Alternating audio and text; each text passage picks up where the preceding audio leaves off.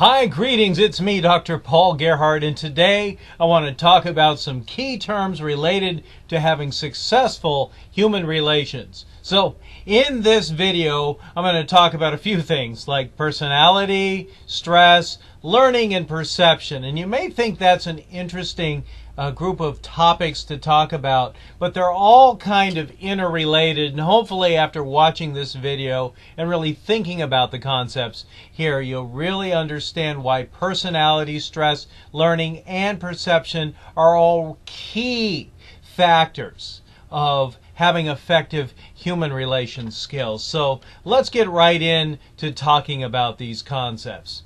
I'm going to talk specifically about some of the theories that are out there that really, if you wanted to take a look at becoming the best that you could be, you would really want to look at these things as much as possible. So one of the things I'm going to talk about is something called the Big Five personality dimensions.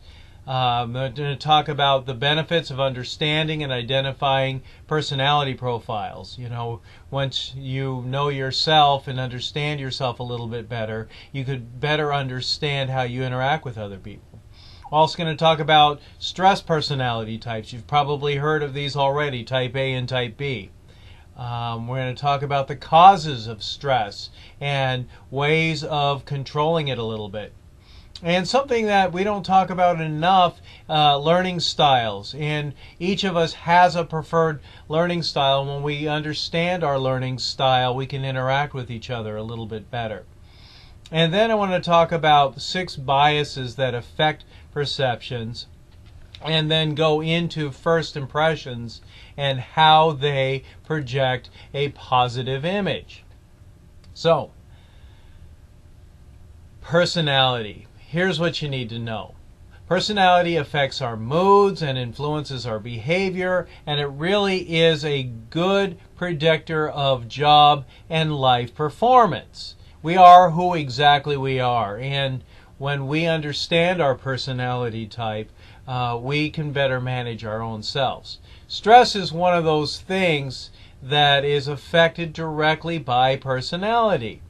Too much stress has negative consequences on all aspects of our life, so we really need to be able to understand ourselves so that we can manage our levels of stress better so that we can have a healthy life. And then there's intelligence. Intelligence is also related to personality and learning styles. And how smart you are really does have an effect on our future successes. And intelligence really is about our capability of learning new things and remembering things. And then there's perception. And perception is both personality and intelligence and how you perceive things around you and about other people. And it really does affect first impressions. So the question, who are you? Well, your behavior is the overall product of how you perceive the world.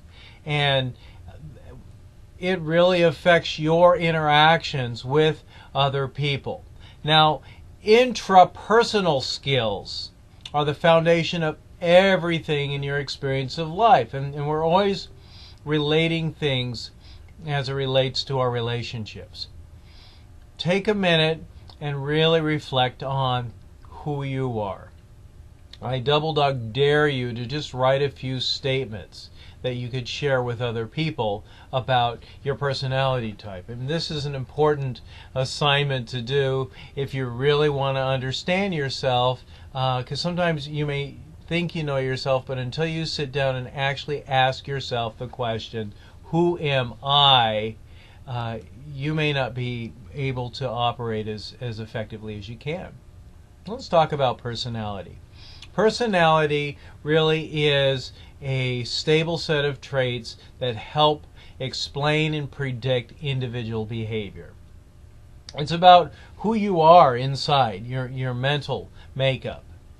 We all have these unique qualities, and then there's some common traits that we can be able to identify. And one of my favorite personality assessments is Myers-Briggs, and we'll talk about that in a little bit. You really are, your personality is the sum of genetics and life experiences. And some are very stable, and others can be changed and improved with effort. So really understanding your personality type is an important concept of having effective human relations. So let's talk about some concepts related to personality. There's two-dimension models out there like locus of control. I recognize that I can create my own successes and failures, or I'm a victim of my circumstances. So that's internal and external locus control. Type A and Type B personalities directly related to stress.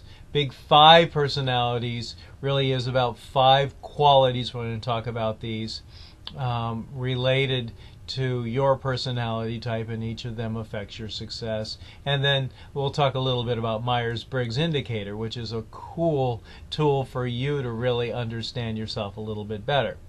So Type A personality, these people are fast-moving, hard-driving, time-conscious, competitive, impatient, and preoccupied with work. These are general characteristics.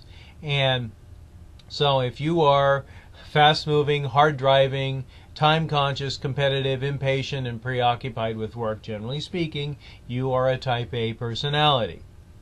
And Type B, I'm just going to say, generally speaking, is the opposite of each of those. You are considered more easygoing and laid back. And so that's one two-dimensional model that's really important for you to understand.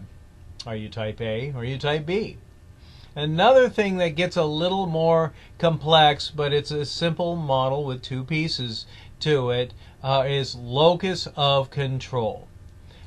This is a continuum of your beliefs, and it's about external or internal forces that control your destiny. If you are an externalizer, you believe that you have little or no control of your life and are closed to new experiences. You believe that fate, chance, luck, and other people, the environment, your situation, whatever, determine your lot in life. And you kind of become a victim. Oh, I can't do this because my mom always tells me I'm stupid, or my teacher doesn't give me all the information that I need to know, or my boss is an idiot, and that's why I'm not being successful or promoted. You know, that kind of language really means you have an external locus of control. So, generally speaking, and this is what you need to know if that's you, you give up easy when you face challenges, and you're more likely to be unhappy and unsuccessful, generally speaking. Externalizing can be improved with your awareness and practicing methods of taking control of your life. You truly need to recognize if you are an externalizer, your locus of control is all these external focuses, things that are happening in my environment are the cause of me not being successful. If you have that kind of language, you're an externalizer. Internalizers have internal locus control, believe that you are in control and you're open to new ideas and you make your own destiny, and you're happier at work and you're more successful overall. I know that I did well on that quiz because I could have studied more. That quiz is a good indicator that I didn't study enough. I thought I knew it, but I recognized that I could have done better if I'd studied more. Internal. I did great in that class because I studied hard. I read the chapters more than once. I really listened to the lectures and I took good notes, and I studied the chapter over and over again before taking the quizzes. Those are internal comments. Wow, I didn't get the promotion because that other person really did have a better resume than me. She took on more assignments and she really deserved that promotion. Next time, I'll learn to take on added assignments and go above and beyond the expectations of the company. Then I know I'll get the promotion. See, can you hear the language? I own my successes, I own my failures. So that's locus of control. External locus of control, you're probably not as successful as you want to be because you have a victim mentality. Internal locus of control, I truly control my own successes and happinesses, and I take full responsibility. Powerful concept. Big Five model. There really are 5 dimensions, and we don't use the words very often, but there's surgency, agreeableness, conscientiousness, and then open to experience. These generally are the big five categories. I'm going to talk about those. So surgency, that really is about being extroverted and about being an effective leader. You know, when you're extroverting, you're being outgoing, you're sociable, you're gregarious, you like meeting new people, and you're willing to confront people. That's qualities of extroversion. Introverts are considered more shy and they're more inside. So that is surgency. If you have high levels of surgency, you're probably going to be more successful, right? Because you're outgoing. People with strong high scores like to lead. They're a little more dominant. They're in charge. They're energetic. They're assertive. They're active, ambitious. They want to get ahead. They like to compete and influence others, and they're very outgoing. So having high surgency is a positive thing because it's going to get you a lot more successes in your life. Weak levels of surgency, you prefer to follow. You don't like to compete, and you're more of an introverted nature. So you are who you are, but recognizing that if you want to be more successful, you've got to up your levels of extroverted surgency.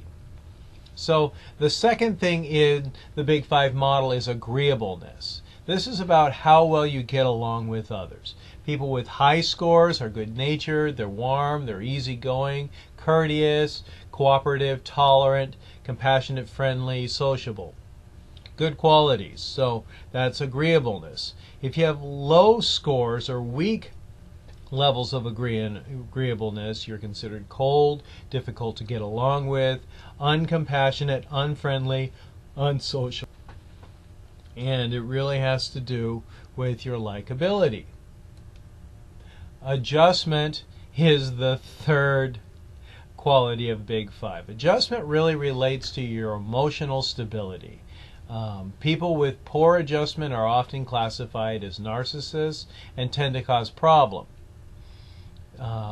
Adjustment is people with high adjustment scores have good self-control, you're calm, you're good under pressure, you're relaxed, secure, positive, willing to praise and give credit to others. And people with low scores have poor self-control, are nervous, excitable, insecure, moody, depressed, angry, negative, quick to blame others and criticize. So if you're thinking about the Big Five model, do some research on the web and really look at these characteristics and ask yourself, am I high or am I low?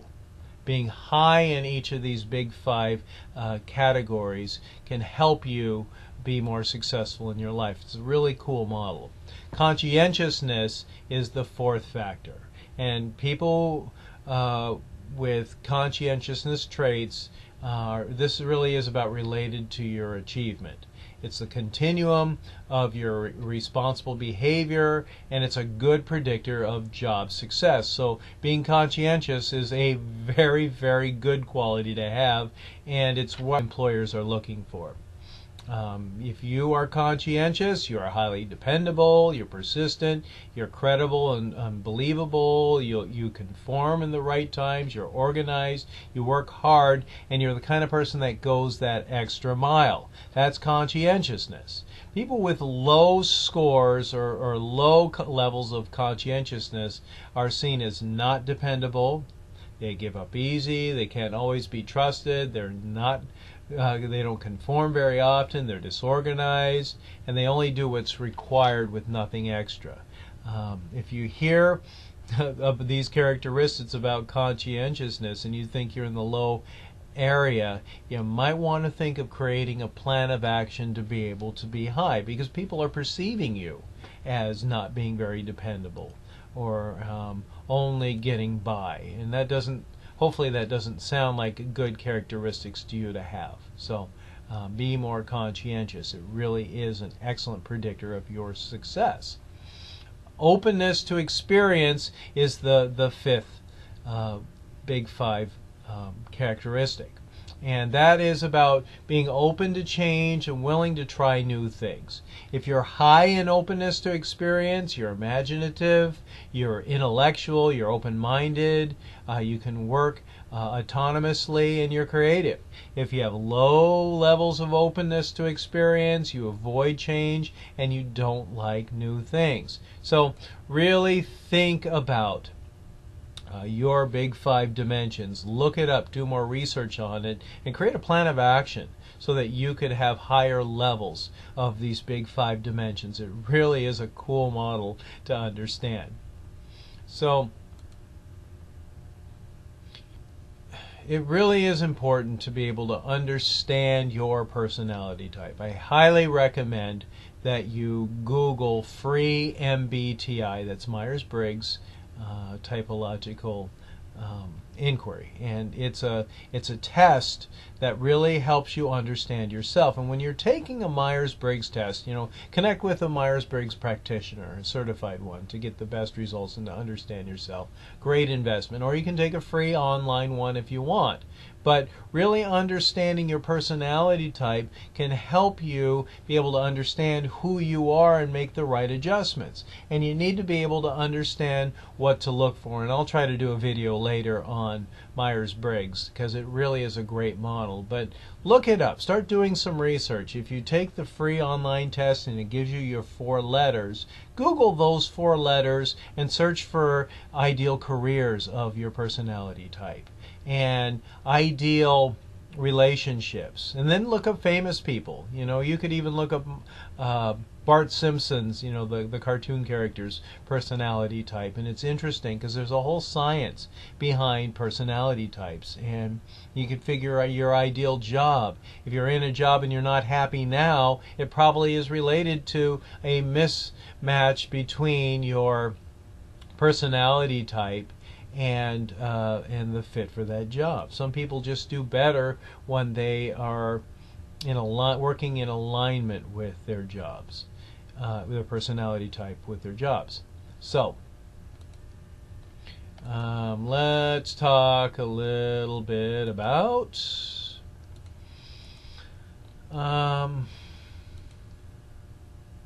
Myers-Briggs. Let's talk about Myers-Briggs a little bit. Okay, so Myers-Briggs has 4 different components, and the first component is you're either an extrovert or an introvert. And introvert really is where you get your energy from, and so you get it from inside closed doors. You're an introvert. If you're outgoing and you like interacting with other people, you're an extrovert.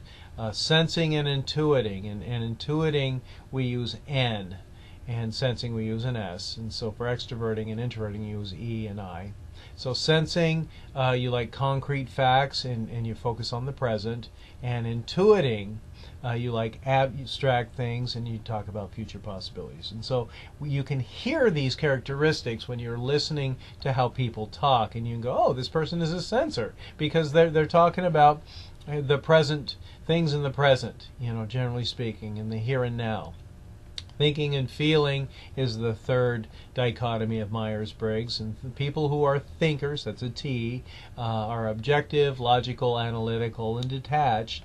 And feelers, decisions are made with values, beliefs, concerns for others. So the third dichotomy, you're either a T or an F, that's a thinker or a feeler. And then judging and perceiving, J or P, judgers like to plan, organize, and they're seen as stable. And perceivers, P, these are people that like to be flexible and go with the flow. And B, spontaneous. So I gave you a quick overview. I'll try to do another video on personality types, specifically, give you more dimension. So with stress, there are things called stressors, and it really has to do with anxiety, feeling tension, and pressure. Stress is very subjective to each of us. Have you ever known that there are some people like, what are you talking about? Why are you freaking out? There's not a problem at all. Those people can manage stress a lot more effectively. And stress can be a motivator. And stress can also be a real killer. And that's one of the things that's really interesting to understand. So with type A, you get things done. You like challenge and you're motivated. And let's just face it, some people work better under pressure. I like to think of like doctors and nurses in an emergency room. They can work well under pressure. Type A type people. The cons of stress in your life is you could have poor health. A lot of people with high levels of stress try to deal with it with alcohol and drugs, and they often have weight problems and low morale and low productivity, and they're inefficient and they're sick often. And so it really is important to understand, how you manage stress. Your personality type has a lot to do with your stress.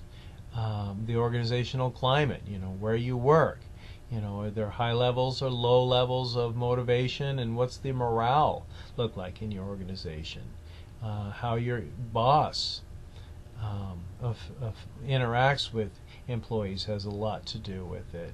Your degree of satisfaction in your workplaces, in your home, in your life. You must take a look at what's going on so that you can control stress, or you can have high blood pressure, illness, exhaustion, ulcers, drug or alcohol problems, as we talked about. Stress affects your emotions and your mental state, and it can burn you out. So really being able to control your stress takes three important things. One, identifying stressors. Two, determining the cause of those stressors. And three, making a plan to eliminate them so you manage those things well. We all have stress that are in our life, but until you create a plan to fix your life, you're going to continue to get the same things over and over again, and it will kill you. So controlling stress is so important. 5 things that you must be thinking about all the time in order to control your stress. One of the best things that we could do, and talk to your doctor about these things, is exercise. Get physical. Really find out what your doctor recommends for how much exercise you need and what kind of exercise you need. Nutrition is another thing, and you should talk with your doctor about it. I'm a big fan of eating whole, natural, organic foods. For me, that just makes good sense. What you eat matters. Processed foods we're finding generally don't have any nutrition in it, but talk to your doctor about what you should be eating. 30% of Americans, at least 30%, are considered obese, and that means they're undernourished, and their body is storing all that junk that they're eating, when if they were just eating nutritious foods, their body could process it right away. So focusing on controlling your stress means get rid of the bad food that you're eating and eat the whole natural foods that you need. Are you getting enough protein? Are you eating enough green leafy vegetables and fresh organic fruits? Avoiding pesticides. What kind of meats or fishes and how much do you eat? Really talk to an expert on those things. Relaxation is another thing.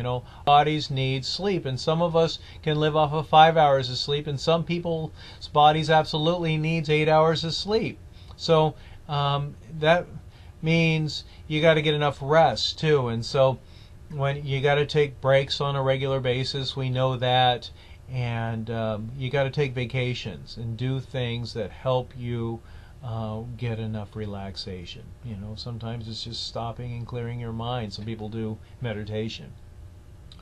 Positive thinking is a big one too. If you hear yourself saying things negatively or thinking things negatively, that can affect your stress levels too. So choose to be optimistic. Have confidence that things are happening the right way and you're taking good action. And learn from your mistakes. So positive thinking is so important. You got to have a good support system too. Friends and family, safe places to vent and let things go when they need to. But overall, you really need to stay positive. All right, I know I'm into 25 minutes now, but let's talk about intelligence.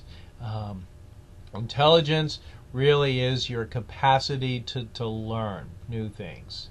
It's about being able to problem solve and making more effective decisions. So our intelligence stays relatively the same, but your brain is muscle. The more you practice learning, the better you get at being able to problem solve and decision make. So you can't stop learning, and you got to continue to improve your intelligence.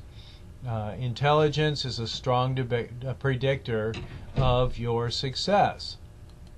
So emotional intelligence, I could do a whole few hours on emotional intelligence, but emotional intelligence really is about controlling your emotions and being able to manage your emotions and the emotions of others. So here are the 5 components of emotional intelligence, and you should do more research on this. 1 is self-awareness, know yourself. 2 is managing your emotions, knowing the appropriate time and place. 3 is self-motivation, maintaining optimism in spite of setbacks. Empathy is not the same as sympathy, but it's being able to put yourself in someone else's shoes. It's about understanding. And then social skills. And that's your ability to build strong, positive relationships. You must know that your emotional intelligence, according to the literature, could control 85 to 90% of your career success. So really take an emotional intelligence assessment and be open to understanding that you create your own successes and failures, and it has to do with how well you manage yourself and your emotions, that what happens with other people. Learning styles is important, and some studies recognize that there are 4 different styles of learning styles. So accommodator, diverger, converger, and assimilator. Let's talk quickly about those. Accommodators, they prefer by learning and feeling. They like to have hands-on and go with their gut. They rely on others for information in making decisions, and they carry out plans and new challenges and experience. These are great leaders, and they're risk takers. The con about this is accommodators are not good at setting clear practical goals and often waste time on unimportant things. So if that sounds like you, and you can look that up, accommodator, I help you understand yourself a little bit better. Divergers are the second learning style. And these people prefer to learn by observing and feeling. They see things from many viewpoints, and they enjoy brainstorming, carefully analyzing things, and they have broad cultural views, and they're sensitive to other people. That sounds like you. You're probably a diverger. Some things that are important to understand is you are imaginative, you see problems clearly, and work well with others. The cons is you often overanalyze things, and you are slow to act, and you miss out on opportunities. So if you are a diverger, you should learn more about yourself by doing some research on that learning style. Converger is the 3rd type of learning style, and convergers learn by doing and thinking. And it's practical. You focus on solutions for problems. You prefer technical skills over people skills. The good things about this is you have good deductive reasoning, and you're great at problem solving and decision making. So if that sounds like you, you're probably a converger. Do more research on that. On the other hand, some of the cons are you're hasty in making decisions without looking at all possibilities, and you don't test ideas before using things. So that's a converger. Do more research. Assimilators. Assimilators learn by observing and thinking. And some characteristics of assimilators are you're putting information into logic, you're concise, you are more into abstract ideas than people. Some of the pros about this is you're skilled at creating ideas and theories and making plans, but on the opposite side, the cons are you're too idealistic and you repeat mistakes and you have no sound basis for work. So assimilators learn by observing and thinking. So do more research on that. As far as perception is concerned, we are all in our head. We make our decisions based on how we perceive things. And what's really important and interesting to understand is no two people see things the same way. We often assume things, and this is where human relations really gets interesting, is that we just see things our own way or very often. But we must know that effective communication will help people understand our perception better and help us understand people's effective perception more effectively. So you really have to be aware of how your perceptions influence your success. Be aware of your biases. Don't stereotype. That's generalizing behaviors about a particular group. Recognize your frame of reference. Recognize your expectations. We all have different expectations, so we have to be aware of those things. Make sure that you are not projecting, and that's attributing your attitudes and beliefs on other people. People may not feel the way that you do, but you may perceive them as that way, and being able to recognize that you may have perceptual congruence or incongruence. You know, that's how you see things the same. It really matters. And so you have to really talk about things and not jump to conclusions or get angry, because that's going to damage relationships. So create a good first impression. Recognize that very often when we see people or listen to people, we may put other people's personalities on top of someone else with that first impression. That's called primacy effect. Generally speaking, between 6 seconds and 4 minutes, that's your opportunity to make a good first impression. So make a favorable first impression. Don't say anything negative. Recognize that the way that you speak and how you look will affect your first impression. So dress for success, unless you don't want people to perceive you as a successful person. Recognize that nonverbal communication is the most powerful communication there is. So smile, shake hands strongly and warmly, look at people in the eyes, and then be agreeable. Smile and laugh when it's appropriate. Use people's names properly and have good manners. You know, be polite, have proper etiquette, really understand what's expected of you before engaging in a situation, and create that first impression. All right, I've given you a lot of information. You might want to review this video again and do some research, as I've suggested, because I've talked a lot about a lot of complex topics in here, but I wanted to give you an overview that'll help you lay down a solid foundation for your future. So thank you very much for your time. Again, this was a video on personality, stress, learning, and perception. I hope you took away some information that helps you create a life that you truly love. Have a great day, because only you get to choose how you feel about it. I'm Dr. Paul Gerhardt.